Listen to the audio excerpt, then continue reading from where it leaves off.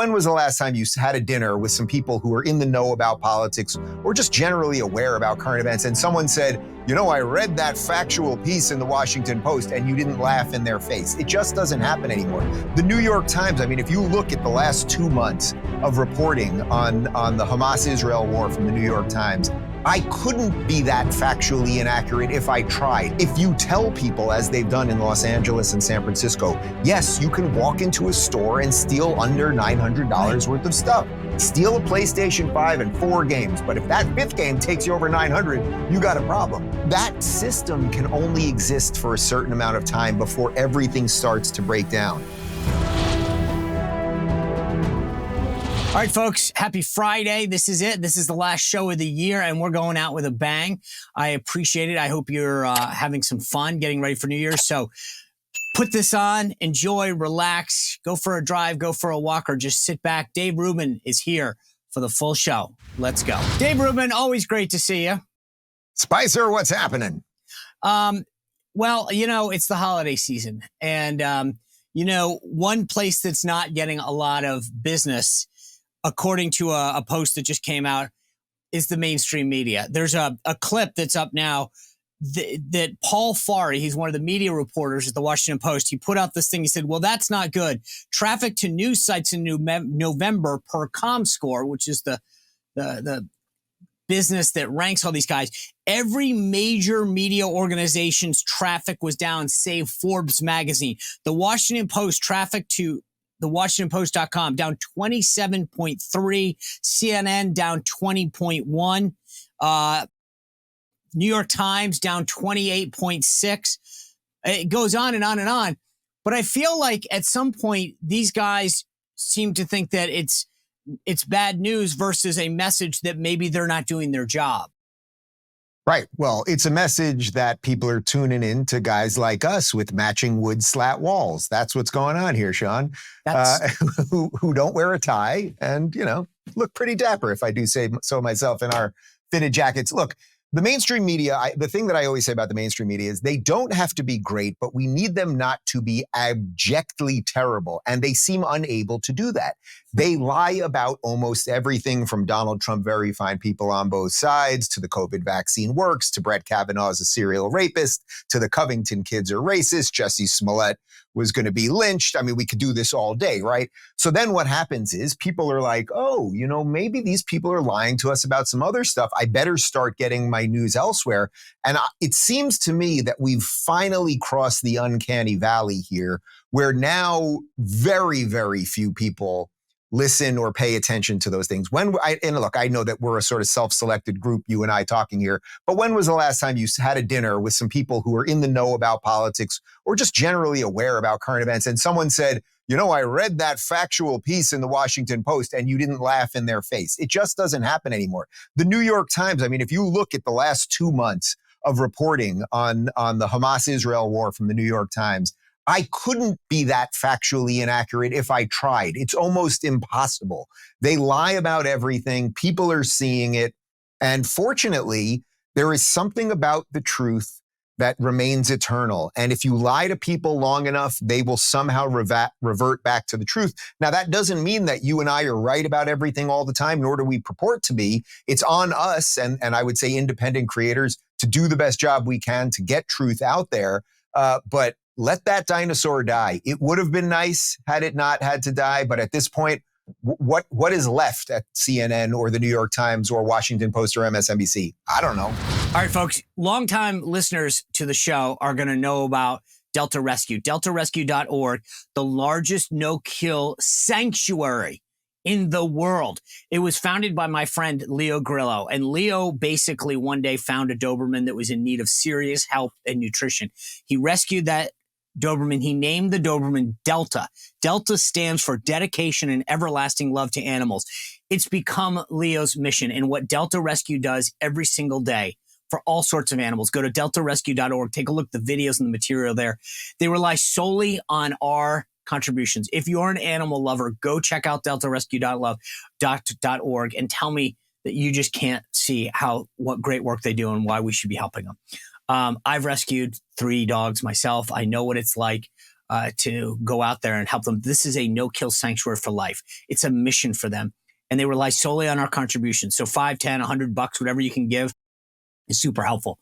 But more importantly, Leo wants to make this an enduring cause, something that we don't have to worry about just funding month to month, year to year, forever, to make sure that the work of Delta Rescue lives on.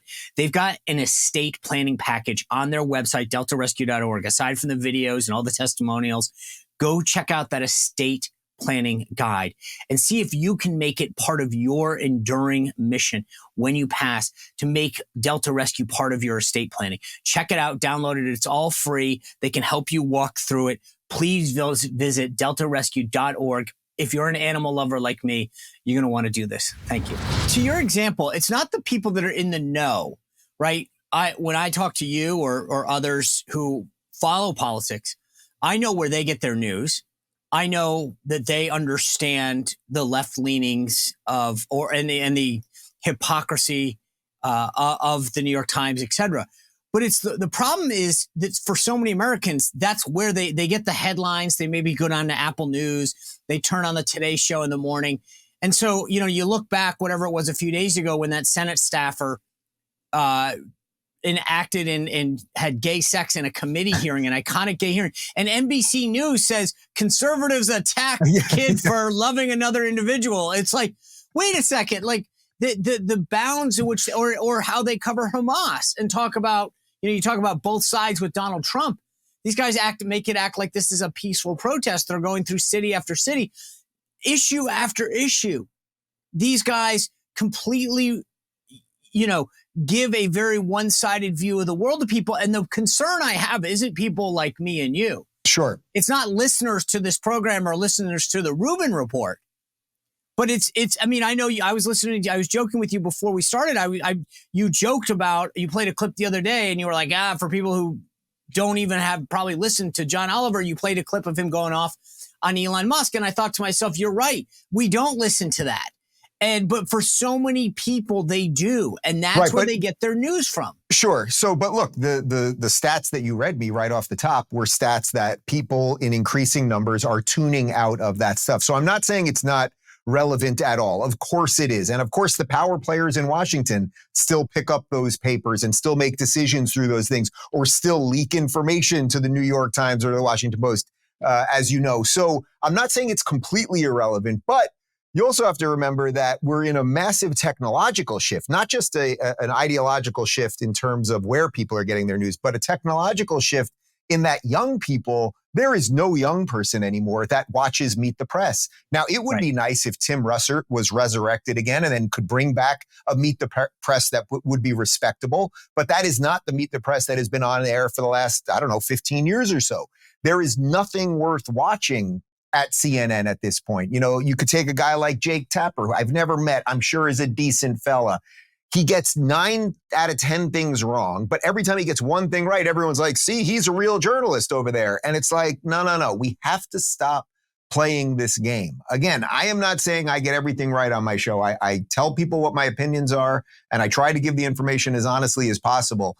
But more and more people are paying attention to what's going on Twitter. They're watching your show on their phone when they're on the subway, and they're not watching the Today Show as much. And or even if you look, you mentioned John Oliver. I mean, who do you know that watches the late night shows and goes, boy, that Jimmy Kimmel was really funny last night? Their jokes have become the brunt of a joke. So the trends are trending our way, and we just have to keep building good things, I think. Yeah, I hope so. I mean, that's kind of what gives me solace, is that the traffic, as I read, is going down. More and more people don't watch a lot of those other programs, but they're getting their news from somewhere. And as you point out, like, I'm very open, as you are, about my opinion on stuff. I'll tell you what I think and why I think it. I back it up with facts, but I'm honest about the angle at which I come from things. And I think that's what I find so disingenuous about these folks in the mainstream media, is they pretend like they're honest brokers when they clearly have an agenda. Well, exactly. So, for example, I don't want to make this all about Tapper. So let's take Wolf Blitzer. Go for it. Tapper or Wolf Blitzer or Anderson Cooper. We purportedly don't know any of their opinions about anything, except every time they make a mistake or they frame something, it's always framed with the left-looking positive and the right-looking ridiculous. So you might ascertain over time that You do know their opinions, actually, except they refuse to say them. And that's the most ridiculous part. So when you watch, say, CNN on election night, you should know that you are watching 10 or 15 people with their giant screen and their ridiculous big pens and whatever they're doing that are all rooting for the Democrats. You should just know that and accept that. So I think that's the other generational shift that's happening here, because as a new generation has woke up, has grown up, and they've started to see, boy, there's a lot of BS out of the mainstream media. It's now a joke to them. So if I go on stage, on a show and I just say, if I literally say CNN, people start laughing. That's a very, very different thing than where we were at maybe 10 years ago. They start laughing, but in the next whatever it is, and I can't remember the date, I think it's the 10th or something, CNN's going to host a debate because the RNC got out of the business. And so what happened, CNN jumped in immediately and announced that Jake Tapper, the aforementioned so-called journalist, is going to host it. Well, let's look at Jake Tapper's background. He worked for a Democratic member. He was a Democratic staffer on the Hill. Ironically, the member that he worked for is Hillary Clinton's mother-in-law. Chelsea Clinton's mother-in-law. He worked for handgun control, right? He's been involved in other left-wing causes. Aside from working at Hooters as well and being their spokesman. That's who you need to know. He tried to get a guy in Pennsylvania to not run for Congress because he didn't want to pit him against a friend of his. He is an activist, and he gets treated as though he's biased. And here's my point to you. Our own candidates are going to run to him. Ron DeSantis and Nikki Haley are going to take the stage pretending like he's an honest broker in a debate that's going to inform Republican caucus goers in Iowa in the next, week, 10 days. Right. So look, there is an inherent problem there that as long as Republicans are willing to talk to a mainstream media that is dishonest, that there will always be an asymmetry there. I think the one thing you could say in their defense, well, first off, the Trump thing really puts this so out of whack because he has not been to any of the debates and we're just supposed to believe in polls. And it's like polls are always wrong. I don't care if he's up 50 in polls or 5, polls are often wrong. And at some point, if we're just going to decide elections by polls, then why have elections? We'll just say, a certain amount of people think this, and then we'll have nothing.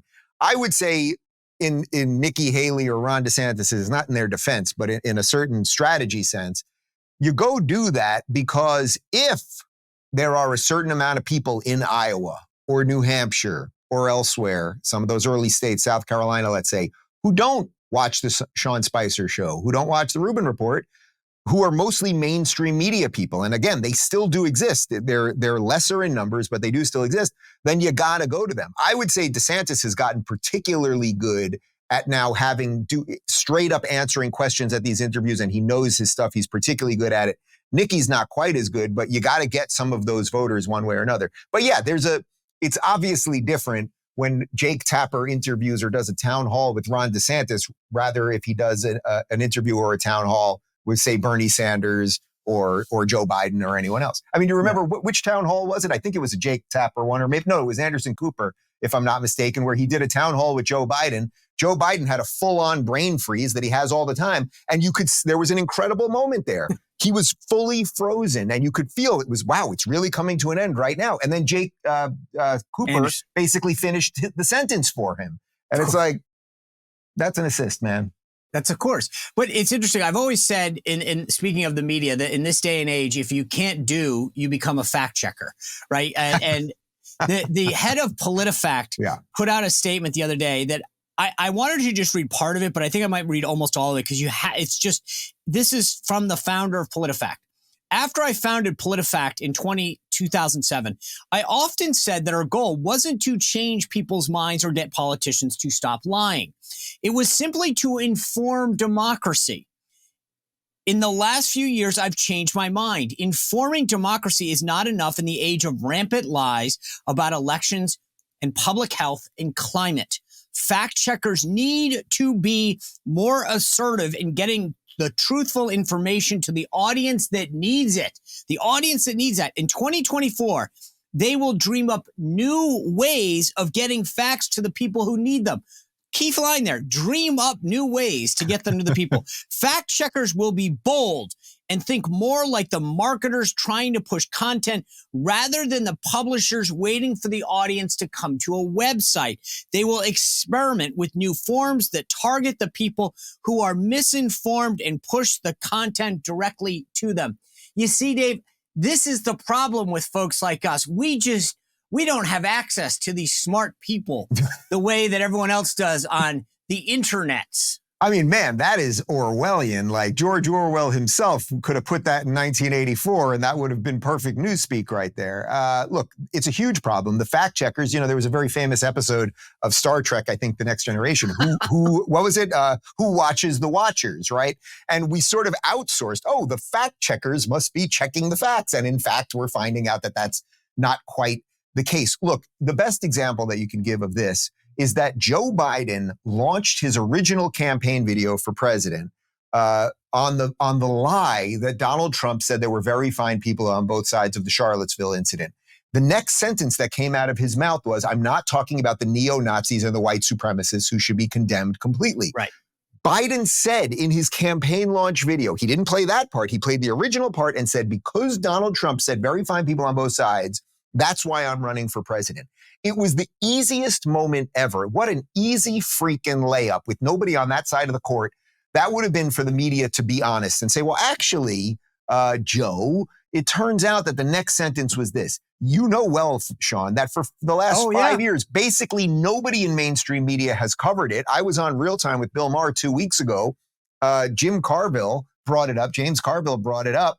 And I said, well, actually, the next sentence was not the neo-Nazis and the white supremacists. And you could watch him, his body. He has a full-on breakdown because when they are confronted with the truth, they don't know what to do with it because they've owned the narrative for so long. So again, as long as there is a remotely free internet with places like Rumble, Locals, now Twitter/X, we will be able to counter this stuff. But, you got to give the devil his due. The machine is always one step ahead. All right, guys, most of us know what it's like to be without power, sometimes for an hour, maybe a day, a couple days after a natural disaster, a hurricane, a windstorm, whatever. But now national security experts are warning that our power grid is more vulnerable than ever. And they've identified 9 key substations, which, if attacked, they're saying we could lose power for months. That's why having your own solar power is more important than ever. So I recommend the Patriot Power Generator, which is a solar generator that you don't have to install in your house. It's portable. You can take it with you. You can use it inside your house. And it's powerful enough that if power goes out, we're talking your phones, your tablets, your computers, medical devices, even your refrigerator gets power. So if you go to 4patriots.com and use code SPICER, you get 10% off your first purchase. It's patriots.com, includes that Patriot Power Generator. You'll get that guarantee for a year, free shipping if it's over $97, and a portion of every sale is donated to charities that support veterans, right? That's great. So go to 4patriots.com, use code SPICER, 4patriots.com. You do not want to be without power in case something happens. We've done a good job of starting to break out with this independent media, as you mentioned. Obviously, you're proud of your show. I'm proud of mine. I think Rumble and Locals have given people a platform to publish things that give them that free speech that they're desiring, give people a place. But should we start to match? Should we have a Daily Caller group of fact checkers or a Blaze or whatever? But I feel like where we don't match them is having our own team say, okay, that's what they say. But, that instance that you just called out, there's no one out on the right saying, here's where Joe Biden is lying. Are we missing that? We might be, but the tricky part when you take people who are liberty-minded, who believe in individual rights and who believe in a little more of a let-live attitude, what they say, if you go to a libertarian conference, it's trying to wrangle cats. And that's kind of what it is. We're all kind of doing our own thing. We're busy with other things. You have to give credit to the left and the progressives in what they've done. We can think the progressives are all crazy and they're purple-haired lunatics and they're a bunch of social justice warrior, genderless weirdos. But they've destroyed all of our institutions. They have destroyed our educational institutions. They've destroyed our cultural institutions. They've really rimshot across the board and destroyed so many things. But the reason they can do it is it's easier when you have a totalitarian ideology. It's easier to get people to fall in line. Where for us, it's a little bit trickier. The Daily Wire guys are doing their thing. The Blaze guys are doing their thing. You and I are independent. Newsmax doing this. Everybody's kind of figuring out their own way within a capitalist system. Now, over long term, I think that that's actually much better. But in the short term, while we're dealing with this crazed woke monster, maybe we need an Avengers type movie here to come together. But it's interesting because I think we've seen, you mentioned the Daily Caller, they're now trying to produce movies. Daily Wire. Sorry about that. And then I talked to Logan Seculo and the guys at the ACLJ. They're putting out content. To me, there's this existential battle between, do we create our own economy, build stuff up on our own, or do we even try to take over the other stuff, right? Do we go after Disney and try to figure out, is there a way to infiltrate Disney and maybe get them to buy more family-friendly films? I think you build new things. You build new things. I've seen no evidence that you can take these things and fix them. I mean, even if you look at what's happening now with Harvard, not only, were they basically allowing calls for genocide for their Jewish students, but now the president of Harvard, Claudine Gay, is in this massive plagiarism scandal, but the board of Harvard has already backed her. Now, more and more information's coming out that might do her in. But over decades, these people have fit all of their pieces into these schools, into places like Disney. You're not talking about, I have to fire 12 people. You might have to go into Disney if you wanted to take over the machine that is Disney. You might have to fire 5,000 people and bring them in. It's not that it can't be done, but I would say Disney is not the Disney that you and I grew up with. That was relatively wholesome and decent and everything else. It is a corrupt, broken thing. So I think there's much more fertile ground to build new things. It's a damn shame. It really is. But I would also say this. I know you're a Star Wars guy too. George Lucas, one of the cool things about Star Wars is that George Lucas, when he was making the original Star Wars in the late 70s, that he was the outsider from the system. The system wanted to own and control everything. They wanted to own and control the sequels and all of these things. And he said, no, I'll self-fund the sequels and I'll take the money for the toys. He was a visionary. And not only did he then create, a series of movies that were unbelievably successful, but he created a multi-billion dollar industry in the toys because nobody thought that boys were going to play with little figurines. They then became action figures and they became the things that we all grew up with. So I think if you see a dying industry or an industry that's too calcified, which is what George Lucas saw back then, I mean, he was 30 years ahead or 40 years ahead of the curve. I think if you see something that's crumbling, it's usually better to go around it rather than go inside it. Maybe not always, but that would be my general belief. So you mentioned Claudine Gay, the president of Harvard, who's been under fire. As far as an institution like that goes, and I'm not just talking Harvard, I'm talking higher education. What is the answer? I go down, I've spoken at Liberty University probably 4 times, maybe 5 times. It's a great place. I feel like I'm in an alternative universe. People are kind. There's no swearing. They are focused on academics, not culture. And I go, why can't more places be like this? Because every time I hear, well, it's just not realistic, I go, well, Liberty does it. You see places like Hillsdale putting a curriculum together.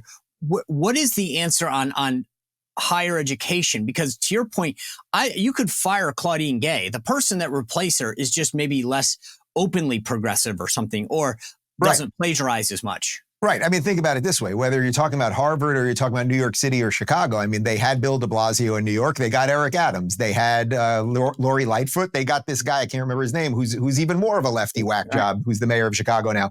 So you're right. They'll fire Claudine Gay most likely at some point, but she will be replaced by somebody that will either be equal or most likely worse. That's kind of how it always goes. So I would say, Hillsdale is doing a really nice job. There's the University of Austin that was started by Barry Weiss and a bunch of people that are trying to build a school based on truly classical liberal principles, which are the principles that virtually all of our schools, especially our Ivy League, were based on. And unfortunately, over time, they got rotted out from the inside. But I would say also, you don't necessarily need to go to college. It's nice to get a higher education if they're really teaching you good things. But we now know that that's really not the case in many ways. And also you have way more access to information and to learn. I mean, you could watch incredible biblical lectures from Jordan Peterson online. You can watch economic classes from Thomas Sowell or Milton Friedman online. You have so much access for free to the world right now. And I mean, just this week, I hired a new guy. He's a college dropout. My second college dropout in a row. So is it Joe, right? Yeah, my guy Joey. I know Joey. He left early today. I should probably find out what happened. But But that's the point. That's the point. You don't need these pieces of paper. Congratulations, I got a degree in lesbian underwater badminton. You might find out it's not going to help you build that bridge as an engineer. I don't disagree with that, but I guess my question is, is there an attack from the right that we need to infiltrate these institutions or try, or is it a lost cause? I mean, yeah, I think they're mostly a lost cause. You think it's a lost cause? Yeah, they're mostly a lost cause. I would say the real elite ones are a complete lost cause. Harvard is not turning around. You have to imagine their endowment is $50 billion. The amount of money and influence that has seeped into this place is absolutely unimaginable. You cannot fix that place. Now, there might be some local community colleges and some smaller private schools and things, of course, that you could probably nudge the right way and get some good professors in. But even small schools have been completely infected by this. Yeah, you know, the story of Brett Weinstein, the biology professor who got basically kicked out of Evergreen. Now, it was a lefty school, but all he did was say, hey, we shouldn't have a day where white kids aren't allowed to come to campus in the name of anti-racism. And he got literally hunted out of school alongside his wife, Heather Hying. They were both tenured professors who left their jobs after that. So this thing has infected everything. I don't see much movement, and I just don't see much necessity to go in and fix that. All right, folks, now more than ever, it's smart to be ready in case of an unpredictable health emergency, right? Now more than ever, imagine that a health crisis strikes and the usual channels for medication are disrupted. Sound familiar? Hello, 2020. That's where Contingency Medical comes into play, providing you access to emergency packs of antibiotics for ordinary ailments like urinary tract infections, ear infections, strep throat, and so much more. Think about being ready for that unexpected that we all know is potentially around the corner. Contingency Medical even has symptom management medicines for everything from nausea to diarrhea, motion sickness, ensuring that you're up to date. You need to be ready in case something bad happens. You don't want to be running around trying to find out that everyone at pharmacy is out of something that you can't get in touch with your doctor. I've got some free samples of their Ready Pack Plus. I know that if something happens, I'm ready to go. Contingency Medical also offers free shipping on all packs. Prepare yourself and your family in case something goes wrong. So don't wait. Go to contingencymedical.com/Spicer now and enter promo code Spicer for $20 off. $20 off your pack. Any pack that you pick at Contingency Medical, right? So go to contingencymedical.com/Spicer. Use that promo code Spicer. And remember, Contingency Medical and its products are not intended as a substitute for professional medical treatment or advice. You should always consult with your healthcare provider. I will say this. I agree with you that I don't see it yielding a huge thing. I mean, a lot of these colleges, you're right, they're just dug in, and that you can replace one and another one will pop up. But the problem is that I get it. More and more, you don't need a college education. I mean, you can go learn a lot of stuff, coding and a lot of trades of today and tomorrow can be found on internet courses, trade schools, online schools where you don't need a 4-year degree. But for a lot of things are predicated on that. You really can't get a law degree without getting Sure.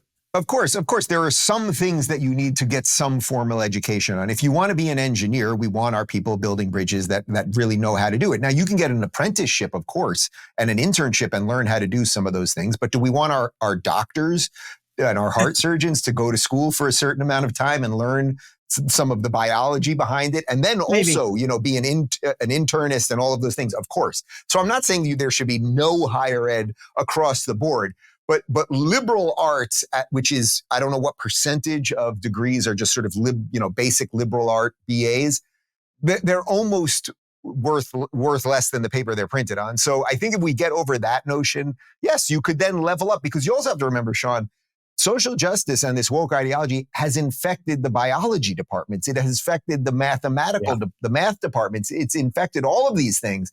And eventually we will have planes falling out of the sky because we will have hired pilots who were not qualified. We will have heart doctors performing surgery without any basic knowledge just because they were hired on their skin color. And someone might eventually say there's a problem here. So there's a chance to nip this thing in the bud, but I would say it's a diminishing chance. Yeah, I get it. Sean, the even more perverse version of this will be that all rich people, you know what rich people are going to want? They're going to want only white doctors. because they're going to realize, oh, the white kid had to work harder in high school to get into the college, to get into the grad school, to get into the med school, to get the job. He had to work harder all the way across the board. Well, I have to have heart surgery. Get me a white doctor and I'll pay whatever I can. I mean, that sounds insane, but it's really not. Well, and that's the problem, right? Is that they're creating a system. I mean, to your point about, pilots and doctors and all these skilled professionals, is that if you start opening up the aperture and saying, well, let's not make it as tough, then you're going into an operating room or driving over a bridge that you don't know is good because the person that built it or is operating on you may not have the skill set.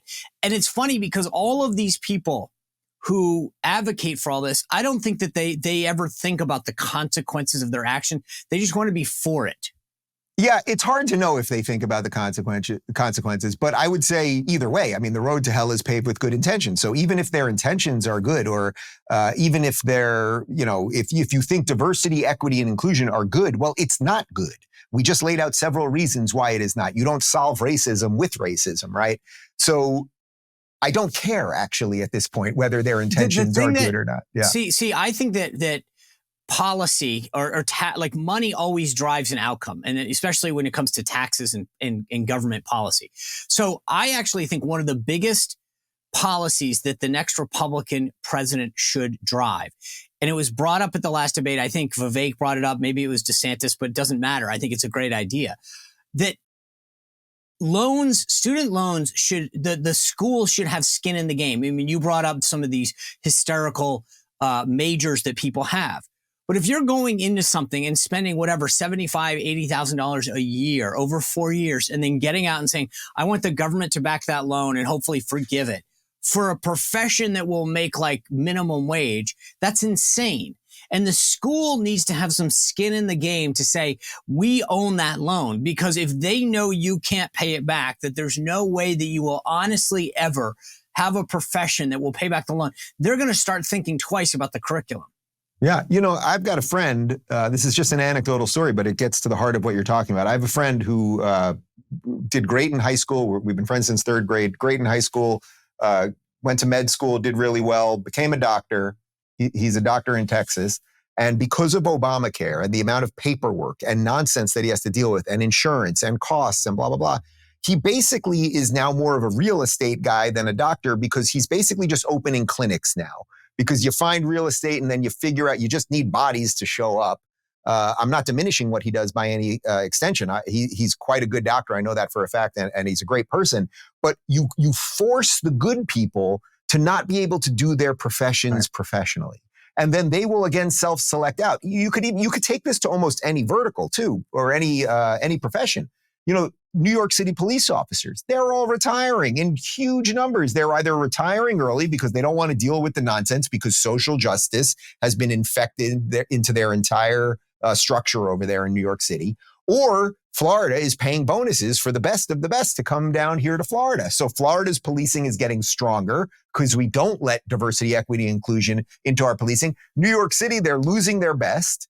And now they're lowering, I'm sure you know this, they're lowering the requirements to become a police officer. So you're now getting police officers who are overweight, who can't outrun a ho-ho rolling down the street. So it destroys every system. A ho-ho is a small type of cake, by the way. That might have sounded a little... They're chocolate on the outside, a little cream filling. You just brought me back to like fourth grade lunch. Do they still make ho-hos? I don't know, but I can see it perfect. I think that was like the treat I got once a month or something. If I had been good and we had extra money, that was. If they still make ho-hos, I'm going to send you a case of ho-hos. No. I have been. Ho. I've been. Well, but your point about cops, it's funny. I mean, you think about what's happening in all of these areas around the country where the people. I talk to a lot of cops that I know from different aspects of my background, and they can't get people that want to be cops anymore. They have a hard time recruiting. No kidding. Because number one, you treat them horribly. But number two, if you just arrest people and then let them go, why would you do it? You know that you're going to pick up the same dude the next day. Sean, look what's happened in New York City the last couple of days with these pro-Hamas rallies, and they're going into Penn Station and they're going into Grand Central Station and they're stopping people from going down the Manhattan Bridge and everything else. Then eventually they send some police officers out there. I'm sympathetic with these guys. I know plenty of New York City police officers. I grew up in New York City. I was just wanting to be clear who you were sympathetic to, because I thought it was not the Hamas protesters. But think about it. You know, they send the NYPD guys in. They're told they can't really arrest anybody. Basically, they can get people up in their face screaming at them. We've seen instances where they're being pushed to. They have none of the tools nor the backing to do anything properly. They're also worried that if they do anything, that they'll be prosecuted or they'll be called racist or whatever thing might unfurl out of that. And that system can only exist for a certain amount of time before everything starts to break down. If you tell people, as they've done in Los Angeles and San Francisco, yes, you can walk into a store and steal under $900 worth of stuff.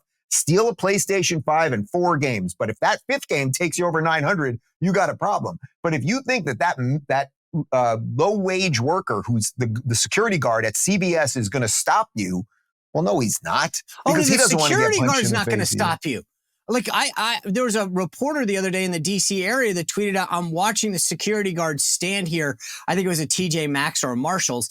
And they were saying, and the security guard is watching them take it out. And she said to him, why can't you do anything? He said, because we've been told not to. What do you want him to do? You know, it's hilarious. I'm sure you've seen these videos because the CEO of Lululemon basically said they're not going to stop people from stealing. So now all these kids run into Lululemon. They steal out the whole place. I like those pants. I like a little athletic leisure wear, okay? So does my director, Connor, over here. I went into Lululemon here in Florida the other day, and for a second it popped in my head, why am I paying for this? What kind of sucker? Am I a schmuck? Why am I? But I'm a good, decent citizen, and I paid for those pants, which are extremely expensive because I've got to make up for all the people that are stealing them. But the thing is, I thought about this the other day, that at some point, what laws, like I was doing an illegal U-turn. I admit it. Guilty as charged. Sean. But I thought to myself, wait a second. So are you going to tell me that someone's going to pull me over for an illegal U-turn and tell me this when you can walk into in your case, a Lululemon and just steal stuff? Where is the line between what laws get enforced anymore? And that's what blows my mind. But also the compounding part of that, of course, is that what you're doing then is you're emboldening the bad guys, right? So the people who want to steal and cheat and all of that. But then you're also saying to all the law-abiding people, you know, New York City, you know this, you're allowed to jump the turnstile now. You literally they're not going to arrest you. So I don't know what I haven't been to New York City in a while, so I don't even know. What does it cost now? Probably $2.25 maybe to hop on the subway? Who knows? Sean Spicer doesn't go on the subway. Come on. No. I've got a car service. But the point is, you've emboldened now people to jump over the turnstile. So now the bad guys have an incentive. But then what you're also saying to all of the decent citizens you're basically saying you're a bunch of suckers. Suckers. You suckers pay for it. And not only do you pay for it, but over time there will be a degradation of services because we're bringing in less money. You're going to pay for all the bad guys to jump over the thing. And then what that does is that creates class warfare, because then you've got a certain set of people angry at another certain set of people. And then there can be a racial element to that and everything else. So the blue cities right now, because of bad Democrat governance, have I don't think people realize what an unbelievably toxic situation they have on their hands right now. And I don't see any way they get out of it. How does New York City turn out of this? You think Eric Adams tomorrow? Yeah. So I was going to ask you that because it's funny. I mean, you remember the rise of Giuliani in the 90s. The idea was to restore law and order, the broken windows philosophy, right? Does it take that extreme to finally go, hey, we need someone back? Because here's the thing that I find fascinating. You brought this up a minute ago. Chicago went from Lori Lightfoot to saying, let's go further left. Right. So look, Giuliani, the first thing he did, I lived in Long Island when I was growing up, and then I lived in New York City as an adult. But the first thing he did, you used to have to drive through the Midtown Tunnel to get from Long Island to New York City. When you would get into the New York City on the other side of the Midtown Tunnel, they'd have all these guys with wet paper newspapers and crappy stuff washing your windows. And it was basically homeless people doing that. And that was your first entry. If you came from one of the boroughs, you came for a theater show or whatever you were coming for, a day in Central Park, that was your entry into the city. And the first thing he did, right, welcome to the city. Here's some slop water all over your window. And my dad always used to put the windshield wiper up and all that. The first thing he did was get rid of those guys. I don't know what they did with them, but they got rid of them. And then what that did was send a signal. We are not going to be a city of filth. And then, of course, we know he cleaned up Times Square. then it became, people complain now, it's been Disney-fied. Put aside what you might think about Disney for a moment. But the idea was it became so clean and commercial that it was good enough for Disney. But that was good for 20 years. Now it's actually circling the other way. I don't know that there are enough good people left in New York City to deal with this, on top of the fact that they now have, I heard it this morning, 110,000 illegals. 110,000 illegals are in that city right now. It's insane. They asked for them. I mean, they asked for them. Yeah. Before we wrap this, I want to inject a little bit of politics in this for the end of the year. Because let's do a little 2024 prediction here. Tell me what you think happens as a guy I know that you're back in Desantis right now. How do you see this politically playing out as we kind of head towards 2024? Because I talked to Ron DeSantis in Alabama at the debate afterwards, and I said, look, you made it very clear on Meet the Press, speaking of the program that you mentioned, that you were all in on Iowa and that you were going to win Iowa. Do you stand by that? And he said, yep, I'm going to win Iowa. So regardless of how he finishes, I think the bar is pretty set. He has to, maybe comes in a close second. But if he doesn't do that, tell me what you think happens here. Give me your 2024 prediction on how this thing plays out. Look, everyone in our shoes hates doing the prediction thing, but Sean, it's the holidays. I'll do it for you. Here we go. Look, I think he basically does, for the DeSantis campaign to make this thing work, he basically does have to win Iowa because he went to all 99 states. They've gone so heavy on Iowa that would be the signal, I think, to the system that for the 4 or 5 days between Iowa and New Hampshire, that, there's a little blood in the water. Maybe you don't have to vote for Trump, or maybe these polls were wrong. Because everyone I meet, everywhere I go, they say the same thing. Everybody likes DeSantis. There's almost, except the most extreme person, everyone knows he's the best governor in the state and what he did with COVID and everything else. What Trump has managed to do, and I think what largely the mainstream media has managed to do, is convince people that somehow DeSantis is like Soros-backed or just like a whole bunch of BS. And I admire Trump. I don't like the tactic, but I admire him for doing something that in politics is dirty, and it is what it is. I think if that doesn't happen in Iowa, if DeSantis wins Iowa, there's about 4 days to really convince people there's blood in the water, and let's see what happens in New Hampshire, South Carolina, et cetera. And then there's a chance. But look, I'm obviously on the outside of this. Most conventional wisdom, obviously, is that Trump is going to win this thing big time. I don't know what's going to happen. I do know that no matter what happens, Sean, I feel very confident about everything that I've done for the last year, and I haven't had to twist myself into a pretzel to defend this guy, and it's been very easy to defend the policies and things of that nature. But I would say that basically if I was I don't want to say if I was a betting person, conventional wisdom is that Trump is going to run this thing. And then the real question is, between the indictments, the TDS, all of the craziness in the media, Trump's own impulses to destroy himself and who wants to work for him, my guess is he'll lose the general. I think that's just kind of it. Yeah. I don't think that's true. I think that I'm with you. I don't buy into every poll, but I also think, considering everything that's going on in this country, both domestically and internationally, with Biden's age, et cetera, they have nothing. I mean, I said I'm not convinced Biden's going to be the nominee, but okay, Sean, fair enough. But the other problem, Sean, I don't know what your position on this is, but Trump still believes the election was stolen. And if he believes the election was stolen, okay, that's his belief. Then why wouldn't they steal it from you again? And if your only counter to that is, well, I'm going to win it by so big this time, they won't be able to steal it. That to me is not an argument. Like, that's not giving the devil his due. So I think Trump does have to address that as well. Well, I think that part of what they would say is that they have changed some of the things. But my issue with 2020 has always been what happened in Pennsylvania, Wisconsin, et cetera, where they didn't abide by the rules. And I think that Trump's lawyers let him down before the election, not maintaining like drop boxes, early day voting, same day all of these things that were prohibited by state law or local voting regulations that were just under the guise of COVID. That's not how it works in our country. You don't get to just pick and choose what laws you like because it happens to be a pandemic. Except that's what happened. So I get it. And that's the question is, what are we going to do to prevent that again? Because these guys aren't stupid. We've had fake hoaxes, suppression of news stories, the conjured up reasons that you have to vote in a box in the middle of the street with 18. I mean, I get it. And I think they better get ahead of the curve on this one, because last time they got caught flat-footed.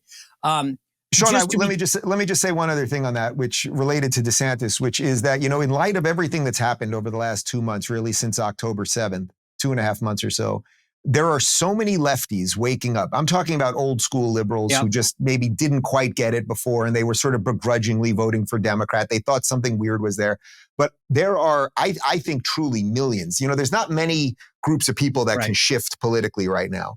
I think the disaffected liberal is a huge, which is what I used to be, is a huge percentage of people that actually could swing this election. Now, the question is, can those people make it to Trump? And I don't know that they can. Could they make it to DeSantis? There's a ton of evidence that they could because they did it right here in Florida, because we know how many New Yorkers and Californians came, about 1 million, and then DeSantis wins by 20+%. So I think these are all just things that you have to think about. But yeah, the prognostication game, we usually don't end up looking too good. All right. And that's Dave the Rubin, beauty of America. Anything can happen. Thanks for being with us. I hope you have a happy new year. Thank you for always joining us and being a big supporter. Thanks for making locals available and giving us a platform. So I hope the best for you and for all of us in 2024. Sean, anyway. I got ho-hos with your name on them on the way. That's not what I need. All right. Thanks for tuning in, guys. We'll see you back here tomorrow. Continue to hit that subscribe and notification button. We'll see you on the Sean Spicer Show tomorrow.